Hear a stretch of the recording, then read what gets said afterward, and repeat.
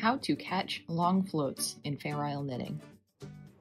Hi, I'm Alexis Winslow from knitdarling.com, and today I'm going to demonstrate a method for trapping and securing long floats in colorwork knitting.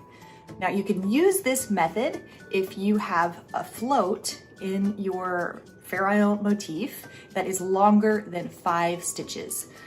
So you can secure those long floats and they don't get trapped in your fingers or your jewelry.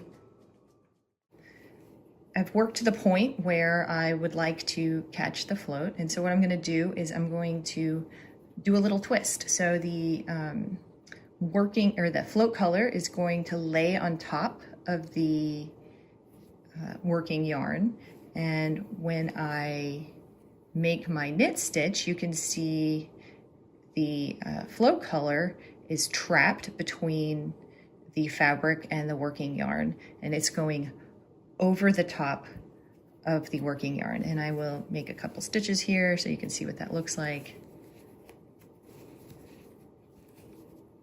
On the back side, it's trapped between the 2 stitches like that.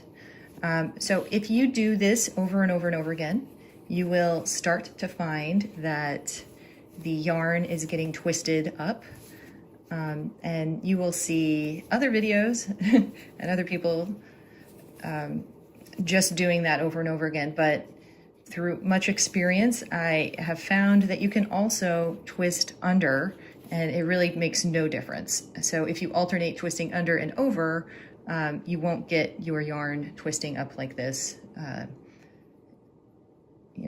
in a tangle. So the way you do that is, instead of going over like that, you reach underneath and you make sure it's kind of an extra little twist, but you can see the float color here is coming from underneath. And then when I make my next knit stitch, you will see that it comes from underneath and goes out of the top.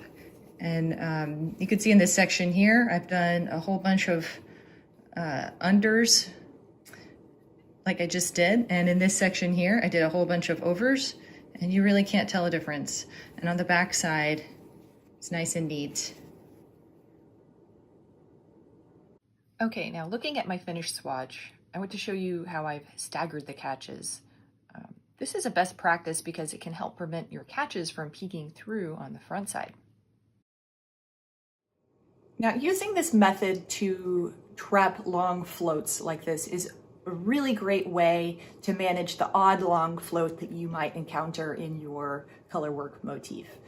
But if you find that your motif has a lot of long sections of floats, and they're all kind of stacked on top of each other, you should really check out my other video about the ladderback jacquard method. I'll link that in the description below. But in that video, I discussed some of the pros and cons of using both of these methods.